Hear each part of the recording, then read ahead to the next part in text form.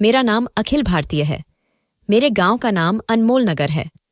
मेरे पिताजी एक बहुत बड़े व्यवसायी थे। उनके चले जाने के बाद उनका सारा व्यापार मैंने ही संभाला, क्योंकि मेरा कोई बहन भाई नहीं था। केवल मैं ही था, एक इकलौता बेटा। हाँ, मेरे पिताजी का करोड़ों का सारा व्यापार अब मेरे ही हवाले था। मैं अपने काम में पूरी तरह व्यस्त रहता। सुबह उठता और काम पर चला जाता, शाम को वापस घर लौटता। मेरे माता पिता को गुजरे हुए 4 साल हो चुके थे और मैं घर में अकेला ही रहता था, कुछ कर्मचारियों के साथ। मेरी व्यस्तता इतनी ज्यादा थी कि मुझे कभी खुद को आईने में देखने का भी वक्त नहीं मिलता था। जिंदगी सामान्य ढंग से चल रही थी। मेरी उम्र अब 26 होने को थी, मगर अब तक मुझे किसी से प्रेम नहीं हुआ था। मैं अब तक अकेला ही था। कभी कोई ऐसी मिली ही नहीं जिससे दिल जुड़ता, जिससे कह सकता कि तू मेरी है, और उसे अपने जीवन का हिस्सा बना सकता, फिर उसे अपने घर की रानी बना देता। एक दिन मैं रोज की तरह घर वापस आ रहा था कि अचानक मेरी गाड़ी के आगे एक लड़की आकर गिर गई। उसे देखकर मैं दंग रह गया। ऐसी सुंदरता मैंने आज तक नहीं देखी थी। दूध जैसी गोरी रंगत, जैसे छूते ही धुंधली हो जाए। काले घने लंबे बाल जो उसने अपने पल्लू में छुपा रखे थे। मैं तुरंत गाड़ी से उतरा और उसे उठाने की कोशिश की, मगर उसने खुद को संभालते हुए मेरे सामने हाथ जोड़ दिए और कांपती हुई आवाज में बोली, साहब, मेरी माँ बहुत बीमार हैं। उनके इलाज के लिए दवा चाहिए, मगर मेरे पास पैसे नहीं हैं। आज मैं खुद को बेचने के लिए निकली हूं। आप मुझे खरीद लीजिए और मुझे इतने पैसे दे दीजिए कि मैं अपनी माँ का इलाज करवा सकूं। अगर समय पर इलाज न हुआ तो वह मर जाएंगी। मैंने उससे पूछा, तुम्हारी माँ को क्या हुआ है? तो वह जार जार रोने लगी। उसके आंसू ओस की बूंदों की तरह उसके गालों पर बह रहे थे। मेरा मन कर रहा था कि अपने हाथों से उसके आंसू पोंछ दूं, मगर समय कुछ और मांग रहा था। मैंने स्वयं को रोकते हुए कहा, तुम्हें कितने रुपयों की जरूरत है? वह रोते हुए बोली, मुझे 1800 रुपये चाहिए। मेरी माँ की दवा खत्म हो गई है और वही दवा 1800 रुपये में आती है। मैंने तुरंत जेब में हाथ डाला। वहां 10,000 रुपये थे। मैंने वो निकाले और उस लड़की की तरफ बढ़ा दिए। उसने पैसे देखे तो एक पल को ठिठक गई, फिर धीरे से बोली, साहब, आप बस समय और जगह बता दीजिए, मैं वहां आ जाऊंगी। मैं चौंक गया और पूछा, तुम ऐसा क्यों कह रही हो? तो वह धीमी लेकिन स्पष्ट आवाज में बोली, साहब, आज मैं खुद को बेचने के लिए निकली हूं। जो मेरी माँ की दवा के पैसे देगा, मैं एक रात के लिए खुद को उसके हवाले कर दूंगी। मैंने अपने होठों पर एक हल्की मुस्कान लाते हुए कहा, पगली, तुम बिकने के लिए नहीं हो, तुम तो आंखों की पलक पर बिठाए जाने के लिए हो। वह चौंक कर मेरी तरफ देखने लगी और बोली, साहब, आपने कुछ कहा? मैंने नजरें चुराते हुए कहा, नहीं, कुछ नहीं। वह लगभग 19 साल की लग रही थी, मगर सुंदरता ऐसी कि शब्द कम पड़ जाएं। मैंने नरमी से कहा, तुम्हें खुद को बेचने की जरूरत नहीं है। अगर और पैसे चाहिए तो वो भी मैं देने को तैयार हूं, मगर फिर कभी इस मकसद से घर से मत निकलना। फिर मैंने गाड़ी का दरवाजा खोला और अंदर से एक लिफाफा निकाला जिसमें और पैसे थे। वो मैंने उसके हाथ में दे दिए और दोबारा गाड़ी में बैठ गया। वह कांपती आवाज में बोली, साहब, मैं आपका ये उपकार कभी नहीं भूलूंगी। अगर कभी मौका मिला तो अपनी जान देकर भी आपका ये कर्ज चुकाऊंगी। मैं उसकी तरफ देखकर हल्की सी मुस्कान के साथ अपनी गाड़ी में बैठ गया और लगभग आधे घंटे की दूरी तय कर अपने घर पहुंच गया। मगर वो लड़की मेरे मन और होश में पूरी तरह बस चुकी थी। मैं उसके ख्याल में इतना खो गया था कि मुझे ये भी याद नहीं रहा कि मैंने रात का खाना खाया भी है या नहीं। रात को करवटें बदलते हुए मैं बस उसी के बारे में सोचता रहा। वह कितनी सुंदर थी और कितनी मजबूर। मेरी आंखों के सामने बार बार वही दृश्य आता रहा जब उसके गालों पर आंसू बह रहे थे और वह मुझसे दवा के पैसे मांग रही थी। शायद मैं खुद से मानने को तैयार नहीं था, मगर मुझे लगने लगा था कि मैं उस लड़की पर मोहित हो चुका हूं। पूरी रात मेरी नींद उड़ गई थी। बस वही चेहरा, वही आंखें मेरे मन में छपी रह गईं। दिन बीतते जा रहे थे, मगर मैं उस लड़की को भुला नहीं पा रहा था। 3 दिन बाद मैं उसी जगह पर दोबारा पहुंचा, शायद वो मुझे फिर मिल जाए, मगर वह कहीं दिखाई नहीं दी।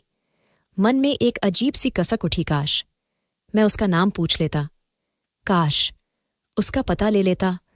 आखिर वो कौन थी जो आकर मुझे इस तरह अपना दीवाना बना गई? अब मैं हर वक्त खोया खोया सा रहने लगा था। उसका अस्तित्व जैसे मेरे अंदर समा गया था। मेरा मन अब कहीं भी नहीं लगता था, न काम धंधे में, न लोगों की भीड़ में। सब कुछ जैसे अर्थहीन हो गया था। आखिरकार एक दिन मैंने अपने करीबी दोस्त वरुण को बुलाया और कहा, वरुण, मुझे तुमसे एक बात करनी है।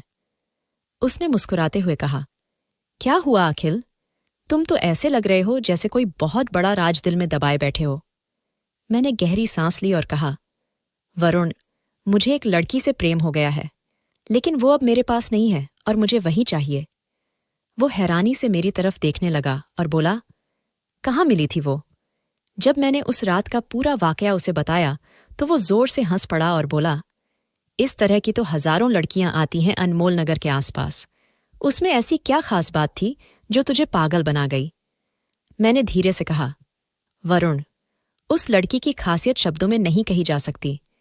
उसका बोलने का ढंग, होंठों की हल्की कांपती हुई थरथराहट, झुकी हुई नजरें, दूध सी सफेद रंगत, सब कुछ मेरे दिल पर जैसे छप गया हो। वरुण ने फिर हंसते हुए कहा, तो आखिरकार अखिल को भी किसी लड़की से दिल लग ही गया। चलो, मैं कोशिश करता हूं कि वो लड़की फिर से मिल जाए। काश तुम उसका नाम या पता पूछ लेते। मैंने उदासी से कहा, सच है, मैंने नहीं पूछा, लेकिन तुम तो मेरे दोस्त हो। अगर तुम ये भी ना कर सको तो तुम्हारे होने का क्या फायदा?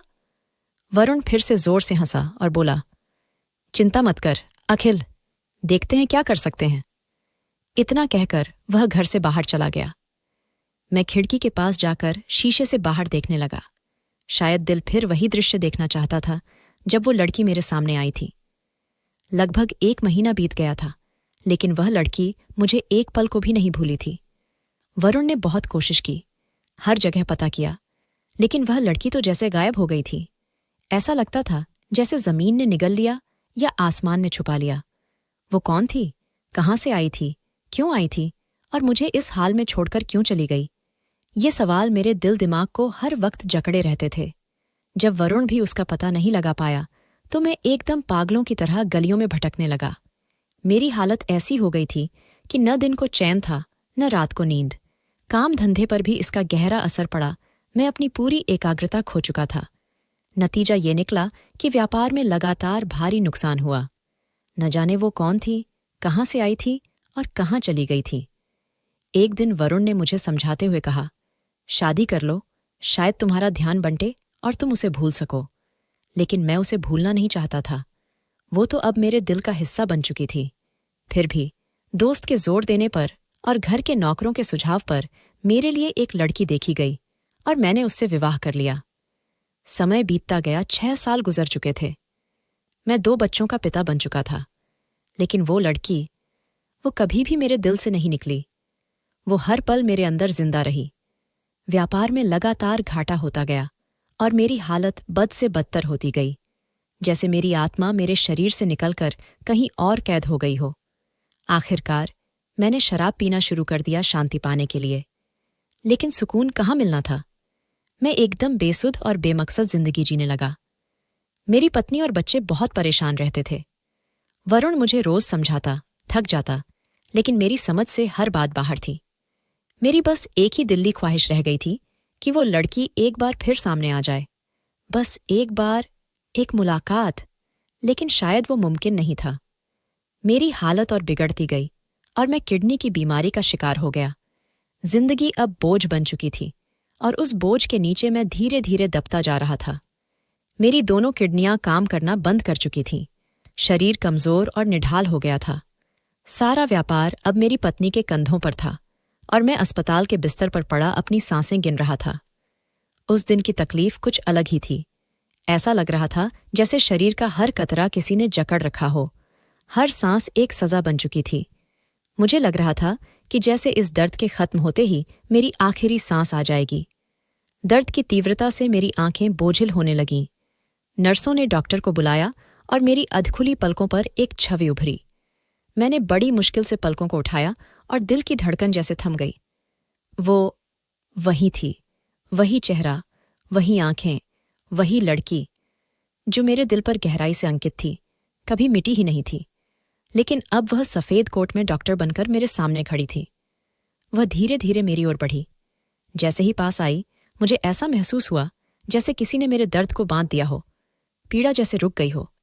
मैं कांपती हुई आवाज में बोला, तुम वही हो ना? वो हल्के से मुस्कुराई और आंखें झुकाकर बोली, हाँ, मैं वही हूं। मेरे शरीर में जैसे फिर से जीवन लौट आया। मैं उसे बस देखता रह गया। वो बोली, उस दिन आपने मुझे जिंदगी दी थी और आज मैं आपको जिंदगी देने आई हूं। दर्द की एक लहर मेरे शरीर में दौड़ गई और मैं आधा बेहोश सा हो गया। उस लड़की ने मेरा हाथ पकड़ लिया और दिलासा देने लगी कि मैं ठीक हूं, मुझे कुछ नहीं होगा। मेरी निगाहें बस उसके चेहरे पर टिकी थीं, जो धीरे धीरे बंद हो रही थीं, लेकिन मैं चाहता था कि मेरी आंखें उसी को देखते देखते बंद हों। मुझे लग रहा था जैसे जान मेरे शरीर से निकल रही हो। उसने जल्दी से एक इंजेक्शन लगाया और मैं गहरी नींद में सो गया। एक दिन बाद मेरी आंख खुली तो मुझे होश आ चुका था और मैंने वही चेहरा फिर से देखा। ऐसा लग रहा था जैसे मैं कोई सपना देख रहा हूं। उसने मुझे दवा दी और कहा, आपका मुझ पर बहुत बड़ा उपकार है। अगर मुझे अपनी जान देकर भी यह उपकार चुकाना पड़े तो मैं चुकाऊंगी, और मैं चाहती हूं कि आप बिल्कुल ठीक हो जाएं। इस प्रक्रिया में आप मेरा साथ देंगे। मैंने उसका हाथ थाम लिया और कहा, हाँ, क्यों नहीं, बस तुम मुझे ठीक कर दो। मैं जिंदगी भर तुम्हारा यह उपकार नहीं भूलूंगा। मुझसे यह दर्द सहा नहीं जाता। उसने कहा, चिंता मत करो, अगर भगवान की कृपा हुई तो मैं आपको ठीक करने में सफल हो जाऊंगी। उस लड़की ने मेरा इलाज शुरू कर दिया और मैं तो जैसे उसे देखते देखते ही अच्छा होने लगा। मेरी पत्नी भी बहुत खुश थी कि मेरी हालत में सुधार आने लगा था। पिछले 6 महीने से मैं अस्पताल में भर्ती था, लेकिन मेरे शरीर में कोई खास बदलाव नहीं आया था। लेकिन उसके आने के बाद जैसे सब कुछ बदल गया हो। मैं रोज बरोज ठीक होने लगा था। लगभग 3 महीने के लगातार इलाज के बाद मैं पूरी तरह ठीक हो चुका था। मेरे गुर्दे, किडनी फिर से काम करने लगे थे। अब तो शैला मेरी अच्छी दोस्त बन गई थी। वह मेरी बहुत देखभाल करती थी और हर पल मेरा हौसला बढ़ाती थी। अब मैं पूरी तरह स्वस्थ हो चुका था। तो एक दिन मैंने डॉक्टर से पूछा, तुम्हारा नाम क्या है? उस रात के बाद तो मैं तुम्हारा दीवाना हो गया था। तुम तो ऐसे गायब हो गई थीं जैसे जमीन निगल गई हो या आसमान ने छुपा लिया हो। वह हल्की सी मुस्कुराई और बोली, मैं 3 महीने से तुम्हारा इलाज कर रही हूं और तुम्हें मेरा नाम ही नहीं मालूम? उसकी मुस्कान दिल को छू जाने वाली थी। मैंने कहा, तुम जानती हो, तुम्हारी वजह से मुझे एक नई जिंदगी मिली है। वह धीरे से बोली, यह मेरी वजह से नहीं, बल्कि भगवान की कृपा है, और तुम मेरे लिए आदरणीय हो।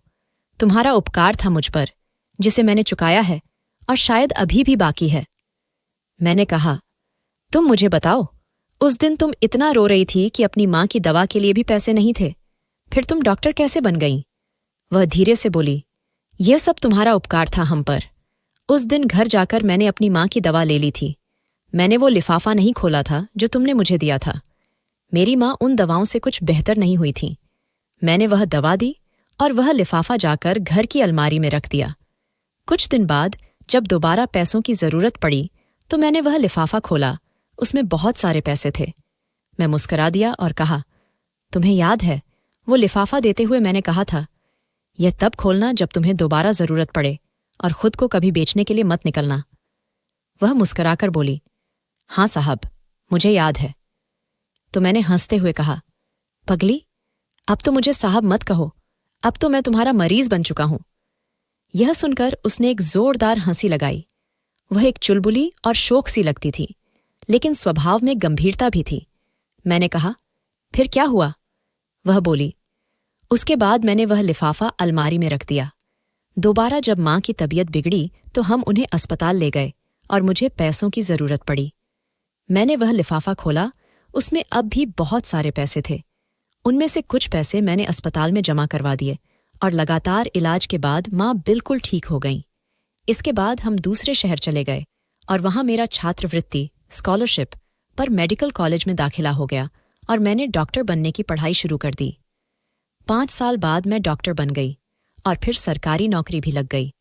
हम वहीं रहने लगे। मेरी मां अब पूरी तरह स्वस्थ हैं और हम सब हंसी खुशी जीवन बिता रहे हैं। वह बड़े सुकून से कह रही थी। मैं उसे देखता रहा। दिल चाह रहा था पूछूं कि क्या उसने शादी कर ली है या अब तक अकेली है, मगर हिम्मत ही नहीं हो रही थी। वह कभी 19 साल की मासूम सी मजबूर लड़की थी और आज एक सम्मानित डॉक्टर बन चुकी थी। उस दिन और आज में बहुत फर्क था। बस इसी वजह से मैंने यह सवाल अपने दिल में ही दबा लिया और मुस्कुराकर कहा, तुमने मुझे अपना नाम फिर भी नहीं बताया। वह फिर मुस्कुराई और अपनी जेब से नाम की नेमप्लेट निकालकर मेरी तरफ बढ़ा दी और बोली, मेरा नाम डॉक्टर शैला है। हम अभी बातें कर ही रहे थे कि मेरी पत्नी और बच्चे आ गए। वो सब मुझे देखकर बहुत खुश थे। मेरी पत्नी अस्पताल बहुत कम आया करती थी क्योंकि मेरा सारा व्यापार अब उसी के हाथ में था। मैं तो अपनी बीमारी और इस अजीब प्रेम में सब कुछ लुटा बैठा था। मेरा दोस्त वरुण भी आ गया क्योंकि आज मुझे अस्पताल से छुट्टी दी जा रही थी। इतने में यूं ही सब करते हुए वो डॉक्टर अपने कमरे से बाहर चली गई। मैंने वरुण से धीरे से कहा, ये वही लड़की है जिसके बारे में मैंने तुम्हें बताया था। वरुण ने हंसते हुए कहा, क्या किस्मत है भई, जिससे बीमारी मिली उसी ने इलाज भी कर दिया, जिस पर दिल आया उसी ने जीने की वजह दे दी। मैंने कहा, अब शायरी मत शुरू कर और जल्दी मुझे घर ले चल। मुझे यहां बहुत बोरियत हो रही है। मैं थक चुका हूं। 1 साल होने को आया और मैं इन्हीं दीवारों के बीच कैद रहा हूं। अब तो ये दीवारें मुझे काटने को दौड़ती हैं। उसने मेरे कंधे पर थपकी दी और कहा, अब तो तुम ठीक होकर जा रहे हो, फिर चिंता किस बात की। मुझे गाड़ी में बैठाया गया और मैं घर आ गया।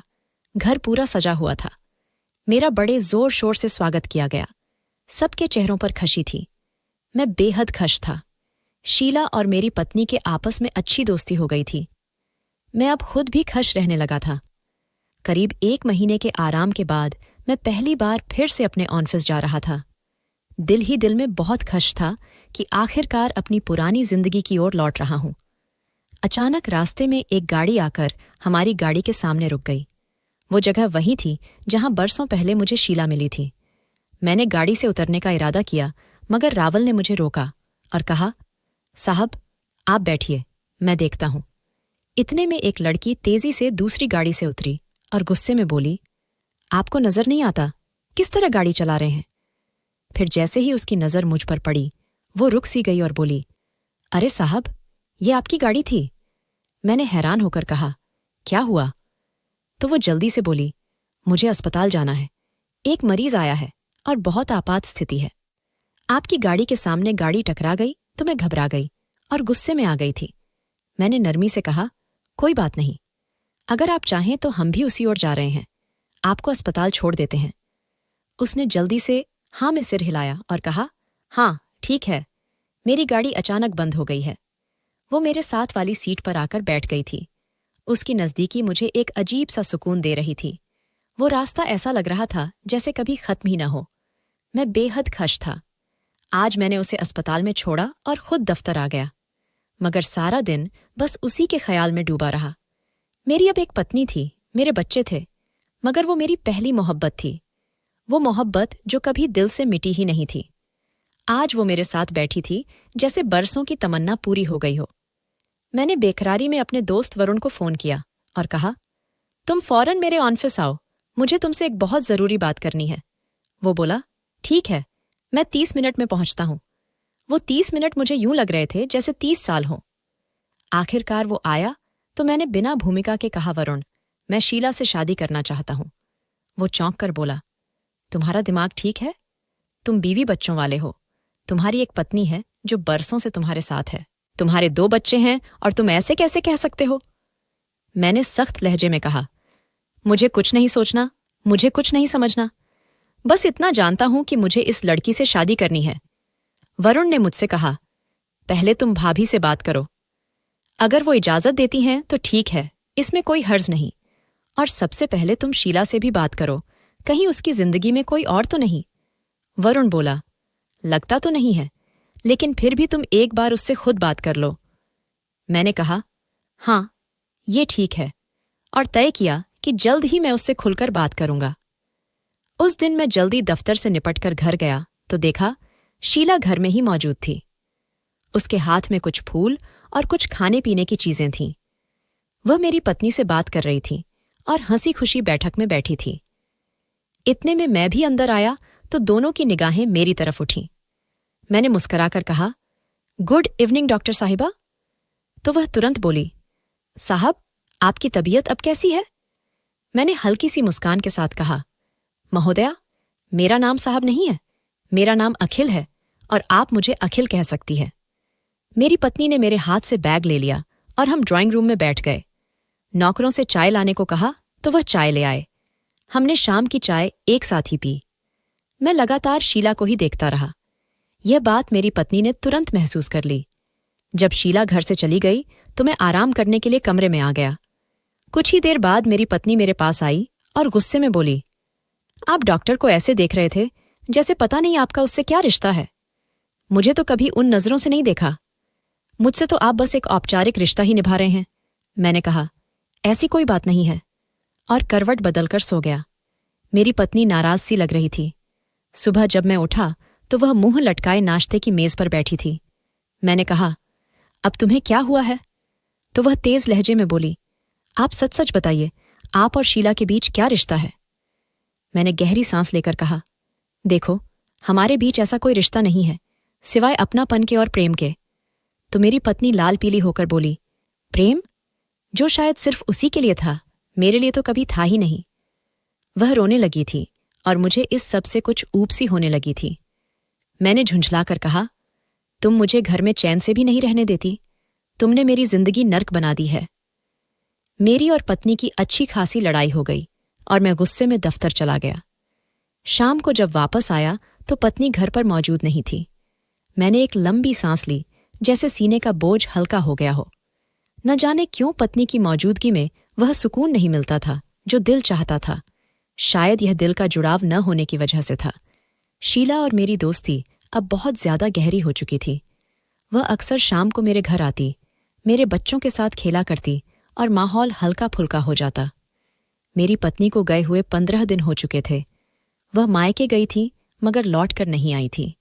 मेरे दोस्त वरुण ने कहा कि जाकर उसे मना लो, मगर मैंने साफ कह दिया कि नहीं, मैं नहीं जाऊंगा। एक शाम शीला आई हुई थी। मैं दफ्तर से वापस आया तो वह मेरे बच्चों के साथ खेल रही थी। मैं भी जाकर उसके पास बैठ गया और कुछ देर चुप रहने के बाद बोला, शीला, मैं तुमसे कुछ पूछना चाहता हूं। क्या तुम्हारी जिंदगी में कोई ऐसा इंसान है जिससे तुम प्रेम करती हो? वह एक पल रुकी, फिर मुस्कुराकर बोली, यह बड़ा अजीब सा सवाल है। और फिर उल्टा बोली, अच्छा, पहले आप बताइए, आपकी जिंदगी में कौन है जिससे आप प्रेम करते हैं? फिर मैं जवाब दूंगी। मैंने मुस्कुराकर कहा, नहीं, पहला सवाल मेरा था, तुम ही बताओ। तो वह थोड़ा सा रुकी और धीरे से बोली, हाँ, एक व्यक्ति है जिससे मैं बहुत ज्यादा प्रेम करती हूं, जिसे मैंने खो दिया था और अब दोबारा पा लिया है, और अब मैं उसे कभी नहीं खोना चाहती। मैं चुपचाप उसकी आंखों में देखता रहा, समझ चुका था वह इशारा मेरी ही तरफ कर रही है। मगर फिर भी मैंने और स्पष्टता चाही तो वह बोली, वह व्यक्ति वही है जिसने उस दिन मेरी इज्जत बचाई थी और मुझे समझाया था कि मैं बिकने के लिए नहीं बनी हूं। बस उस दिन से वह व्यक्ति मेरे दिल में बस गया है। मैंने धीरे से कहा, मुझे भी वह पल आज तक नहीं भूला। वह रात जब तुम अचानक मेरी जिंदगी में आई थीं, जैसे अंधेरे में चमकता चांद हो। शायद हम दोनों ने उस लिफाफे को कभी सही मायने में खोला ही नहीं था। मैंने कहा, आज घर जाकर उस लिफाफे को खोलना तो शायद तुम्हें अंदाजा हो कि उसमें आखिर क्या था। वह धीरे से मुस्कुराई और बोली, हाँ, मैंने वह लिफाफा पूरी तरह नहीं खोला था। आज भी उसमें वह आधी रकम मौजूद है जो आपने मुझे दी थी। उसके बाद कभी जरूरत ही महसूस नहीं हुई। इतने में उसके फोन की घंटी बजी। उसने जल्दी से कॉल उठाई और बोली, मुझे जाना होगा, ये मम्मा का फोन है। मैंने नम्रता से कहा, हाँ ठीक है, आप जा सकती हैं, मगर कृपया उस लिफाफे को आज ही खोलकर जरूर देखिएगा। उसने सहमति में सिर हिलाया और अपनी गाड़ी में बैठकर चली गई।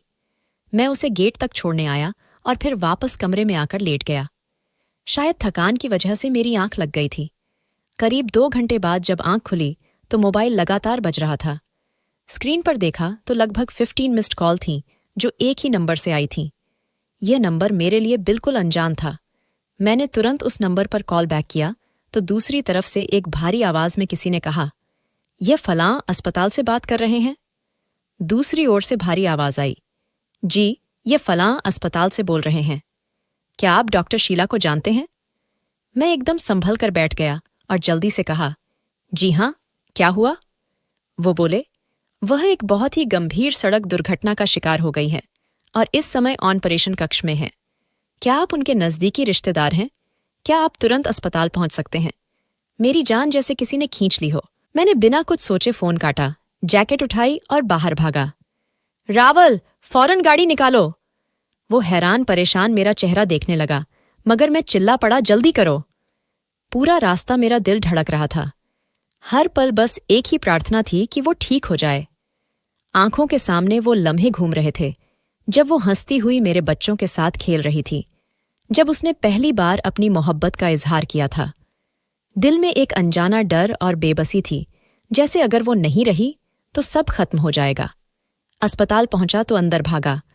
रिसेप्शन पर पूछा तो बताया गया वो अभी भी ऑपरेशन कक्ष में है और हालत बहुत गंभीर है। मैं कुर्सी पर बैठ गया। हाथ दुआ के लिए उठे, मगर आंखों से आंसू बहने लगे। मैं कुर्सी पर बैठा, कभी दरवाजे की तरफ देखता, कभी घड़ी की ओर। वक्त जैसे थम गया था। लगभग 2 घंटे बाद ऑपरेशन थिएटर का दरवाजा खुला। एक डॉक्टर बाहर आया। मैं दौड़कर उसके पास पहुंचा और घबराई आवाज में पूछा, डॉक्टर शीला कैसी हैं?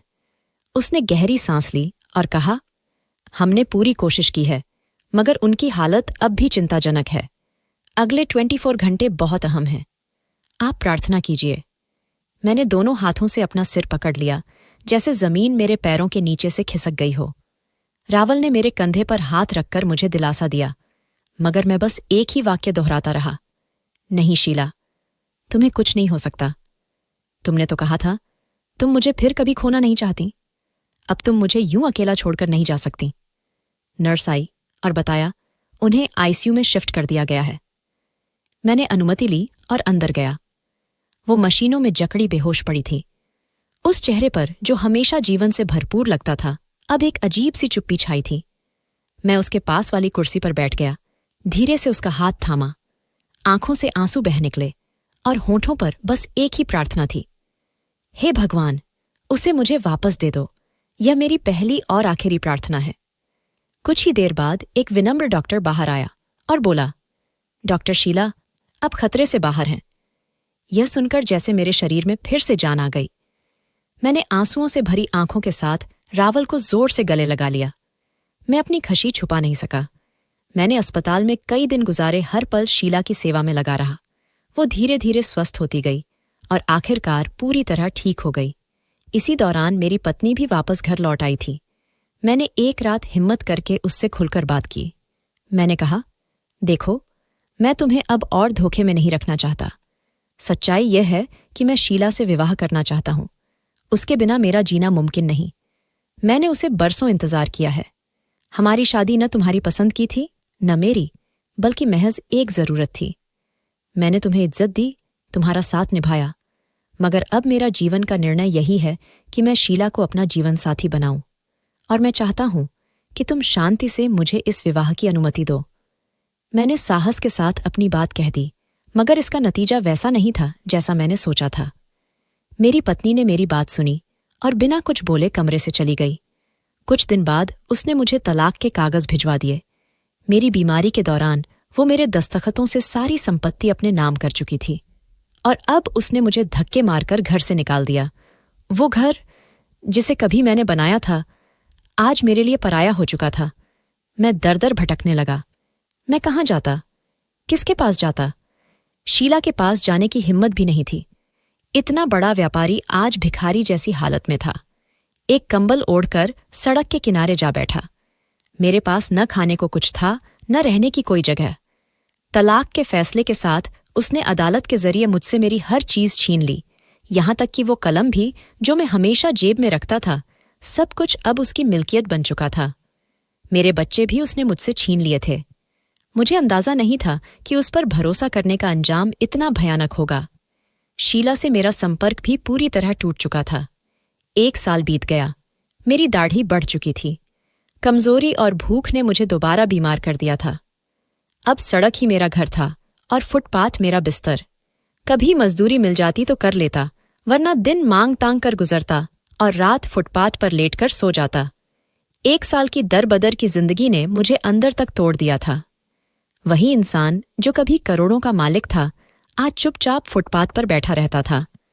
लोग गुजरते तो कभी तरस भरी नजरों से देखते तो कभी घृणा से, और मैं अपनी आंखें झुका लेता था।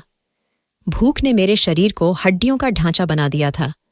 कपड़े गंदे और फटेहाल थे, जैसे कोई पुरानी चादर हो, और सांसें भी अब बोझ लगने लगी थीं। एक दिन शाम के वक्त बारिश होने लगी। मैं एक टूटी हुई छत के नीचे सिमटकर बैठ गया था कि तभी एक कार आकर रुकी। मैंने सिर उठाया तो एक जानी पहचानी सी शक्ल दिखी। मैं पहचानने की कोशिश कर ही रहा था कि वो पास आई और झुककर बोली, अतुल, ये तुम हो? वो शीला थी। मैं अवाक रह गया। आंखों में आंसू आ गए। मैं कुछ बोल नहीं सका। वो मेरे सामने घुटनों के बल बैठ गई और बोली, ये क्या हाल बना लिया है तुमने? मैंने टूटी हुई आवाज में कहा, क्या करता शीला, सबने छोड़ दिया, सब कुछ छीन लिया, अब बस यही बचा हूं। मेरी आवाज कांप रही थी। शीला की आंखें भी भीग गईं। उसने तुरंत अपने ड्राइवर को आवाज दी, इन्हें गाड़ी में बैठाओ, और मुझे सहारा देकर गाड़ी में बिठा दिया।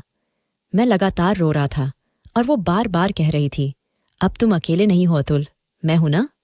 गाड़ी एक भव्य बंगले के सामने रुकी। वो मुझे अंदर ले गई। नौकर दौड़कर आए और मेरे लिए साफ कपड़े और खाना लाए। शीला मेरे सामने बैठी थी और धीरे से बोली, अतुल, अब तुम मेरी जिम्मेदारी हो। जैसे तुमने सालों पहले मेरा हाथ थामा था, अब मेरी बारी है तुम्हें संभालने की। शीला ने मुझे सहारा देकर एक बड़े हॉल में ले गई, जहां उसकी मां भी मौजूद थी। वो मेरे पास आईं और बोली, बेटी, ये कौन है? शीला ने कहा, मां, ये वही हैं जिन्होंने सालों पहले हमारी जान बचाई थी, जिनकी बदौलत आज मैं यहां तक पहुंची हूं। मैं इन्हें छोड़ने वाली नहीं हूं। मैंने धीरे से कहा, माताजी, मैं वही बदनसीब इंसान हूं जिससे उसकी गलती ने सब कुछ छीन लिया।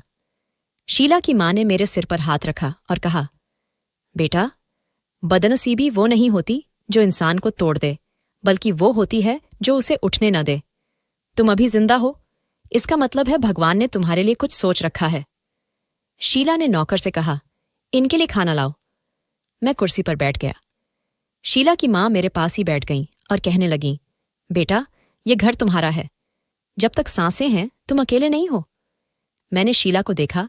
उसकी आंखों में वही सच्चाई थी जो मैंने बरसों पहले देखी थी। दिल भारी था, मगर पहली बार उम्मीद की एक किरण जागी कि शायद मेरी जिंदगी अभी खत्म नहीं हुई। शीला ने चुप्पी तोड़ते हुए कहा, अखिल, अब तुम्हें और दुख सहने की जरूरत नहीं। मैंने मां से भी बात कर ली है और तय किया है कि आज से 2 दिन बाद हमारी शादी है। मैं चौंक कर उसे देखने लगा। मेरी जुबान जैसे बंद हो गई थी। मैंने कहा, शीला, ये सब इतनी जल्दी कैसे मुमकिन है? तो वो मुस्कुराकर बोली, जब दिल का फैसला पक्का हो तो देर क्यों करनी?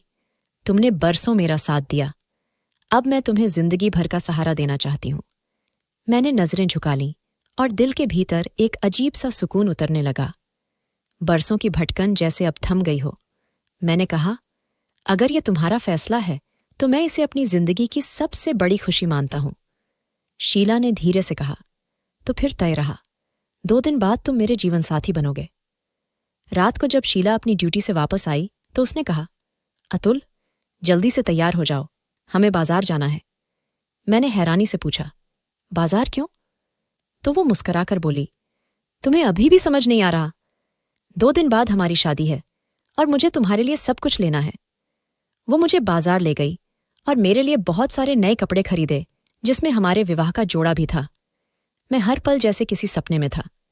यकीन ही नहीं हो रहा था कि इतने बरसों बाद मैं ये दिन देख रहा हूं। वो 2 दिन मेरे लिए 2 सालों के बराबर थे। हर पल बेचैनी और खुशी का मिला जुला एहसास था। समय बीता और शादी का दिन आ गया। शीला ने कहा, अब सब कुछ भगवान के आगे है, हम मंदिर चलते हैं। हम दोनों मंदिर गए और वहां पंडित जी के सामने सारी रस्में पूरी हुईं और मैंने शीला से शादी कर ली। बरसों की प्यास बुझ गई थी, जैसे मेरा खोया हुआ सब कुछ मुझे फिर से मिल गया हो। मुझे मेरी मोहब्बत मिल चुकी थी। बरसों की अधूरी ख्वाहिश अब पूरी हो चुकी थी।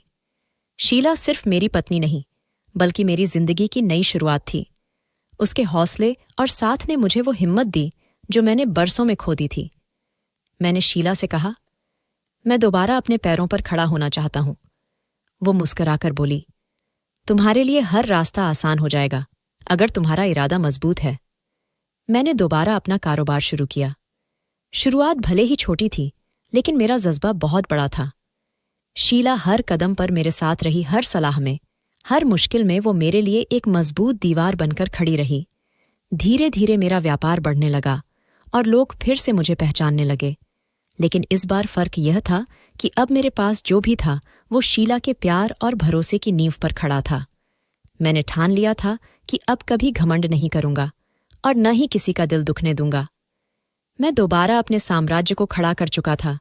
वही व्यापार जो एक समय मुझसे छिन गया था, आज फिर मेरे हाथों में था। और यह सब सिर्फ और सिर्फ शीला की वजह से था।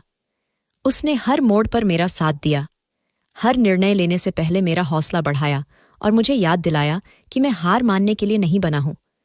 शीला ने मेरा हाथ केवल शादी के दिन नहीं थामा था, बल्कि हर मुश्किल घड़ी में मेरा सहारा बनी रही। अगर वो ना होती तो मैं कभी दोबारा खड़ा नहीं हो पाता। अब मेरा नाम फिर से बड़े व्यापारियों में लिया जाने लगा, लेकिन इस बार यह सब अहंकार नहीं, बल्कि कृतज्ञता का भाव था।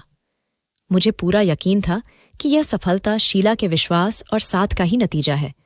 समय बीतता गया, मेरा कारोबार पहले से भी ज्यादा फैल गया और मैंने उन सभी लोगों का कर्ज चुकाया जिनके साथ कभी मैंने अन्याय किया था।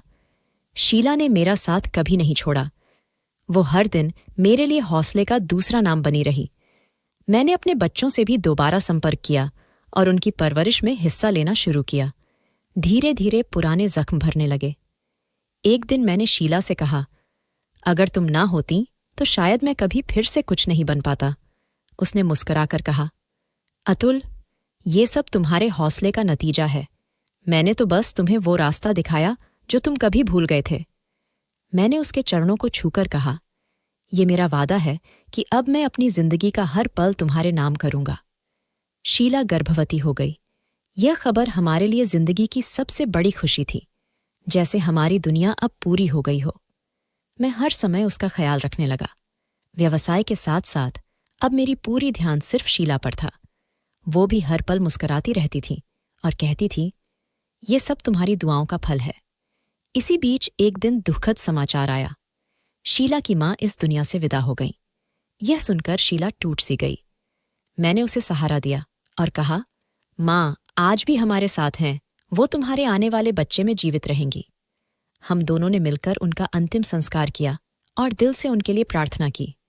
शीला की आंखों में आंसू थे, मगर वो बोली, अब मां की आखिरी इच्छा यही होगी कि मैं अपने बच्चे के लिए मजबूत बनूं।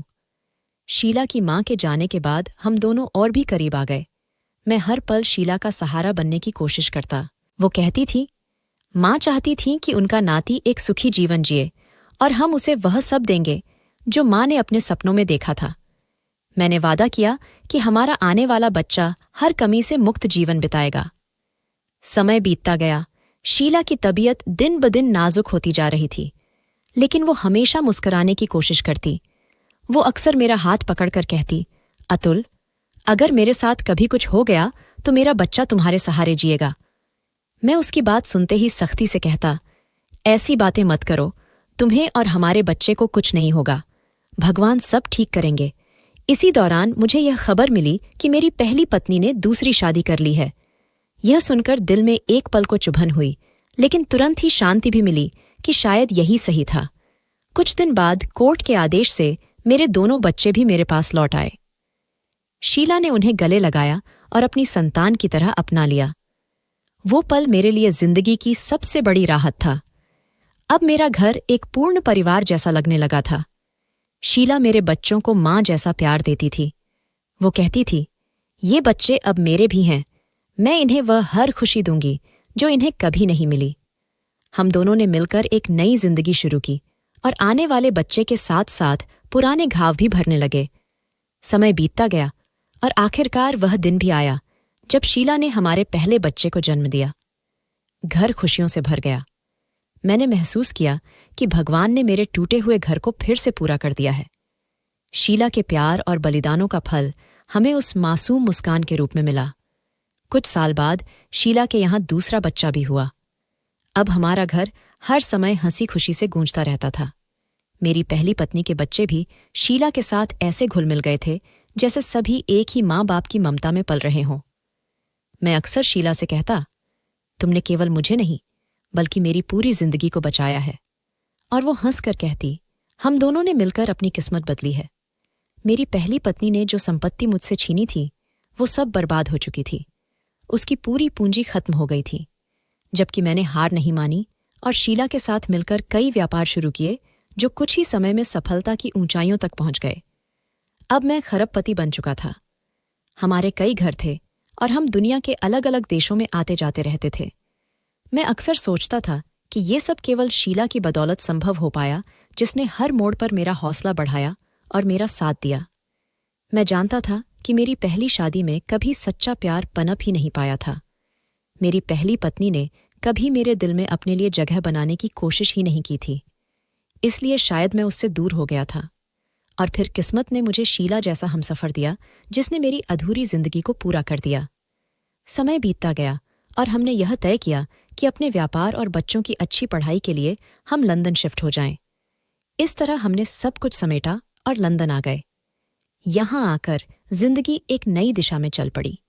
बच्चे बड़े हो चुके थे, उच्च शिक्षा ले रहे थे और अपने जीवन में आगे बढ़ रहे थे। सब कुछ पूरी तरह बदल चुका था। वो दिन जब मैं फुटपाथ पर एक कंबल ओढ़कर बैठा था और ये दिन जब मैं अपने परिवार के साथ एक सुखी और शांत जीवन बिता रहा था, दोनों याद आते तो दिल कृतज्ञता से भर जाता। शीला अब भी मेरी सबसे बड़ी ताकत थी और मैं जानता था कि यह सब उसके विश्वास और प्यार का ही फल था। लंदन में बसने के कुछ समय बाद जीवन जैसे शांत हो गया था, लेकिन एक दिन एक खबर ने सब कुछ हिलाकर रख दिया। मेरे वकील ने मुझे एक फाइल दी और कहा कि आपके व्यापार के कुछ पुराने दस्तावेजों में बड़ी गड़बड़ी मिली है। मैंने हैरानी से फाइल खोली तो पता चला कि मेरी पहली पत्नी ने मुझसे तलाक लेते समय केवल संपत्ति ही नहीं ली थी, बल्कि मेरे व्यापार के कुछ हिस्से भी गैरकानूनी तरीके से अपने नाम करवाए थे। और यह सब एक बड़े गिरोह के साथ मिलकर किया गया था। जांच आगे बढ़ी तो पता चला कि उस गिरोह का एक मुख्य सदस्य वही व्यक्ति था जिससे उसने दूसरी शादी की थी। इस खुलासे ने मेरा खून खौला दिया, लेकिन सबसे बड़ा झटका तब लगा जब पता चला कि वह व्यक्ति कई वर्षों से मेरे व्यापार को नुकसान पहुंचाने की कोशिश कर रहा था और इसके लिए उसने मेरे पुराने एक कर्मचारी को भी खरीद लिया था। मैंने शीला को सब कुछ बताया। वो हैरान रह गई, लेकिन उसने मेरा हाथ पकड़कर कहा, अब डरने की कोई जरूरत नहीं है। अब तुम्हारी जिंदगी बदल चुकी है। हम उन्हें कानून के कटघरे में खड़ा करेंगे और हर वह चीज वापस लेंगे जो उन्होंने तुमसे छीनी थी। मैंने शीला के साथ मिलकर कानूनी लड़ाई लड़ी और सालों बाद हमने वह सब कुछ वापस पा लिया जो मुझसे छीना गया था। इस पूरे समय मैंने यह सीखा कि रिश्ते केवल खून या कानून से नहीं होते, बल्कि सच्चाई और त्याग से बनते हैं। मेरी पहली पत्नी के लिए अब मन में कोई नफरत नहीं थी, क्योंकि शायद वो मेरे लिए बनी ही नहीं थी। लेकिन शीला वो इंसान थी जिसने मुझे मिट्टी से उठाकर आसमान तक पहुंचाया। मेरे बच्चे बड़े होकर अपनी अपनी जिंदगियों में सफल हुए। मेरा व्यापार दुनिया के कई देशों में फैल गया। लेकिन इन सब से बढ़कर मेरे लिए सबसे कीमती शीला और मेरा घर था। एक दिन मैंने शीला से कहा, अगर तुम न होती तो मैं आज कुछ भी न होता। वो मुस्कराकर बोली, तुम्हारे अंदर कभी हार न मानने का जज्बा था, मैंने तो बस तुम्हें आईना दिखाया। हम दोनों ने एक दूसरे की आंखों में देखा और चुपचाप भगवान का धन्यवाद किया कि जिंदगी ने हमें दोबारा जीने का अवसर दिया। दोस्तों, वीडियो कैसा लगा? कमेंट करके जरूर बताएं। वीडियो को लाइक करें और चैनल को सब्सक्राइब करना न भूलें।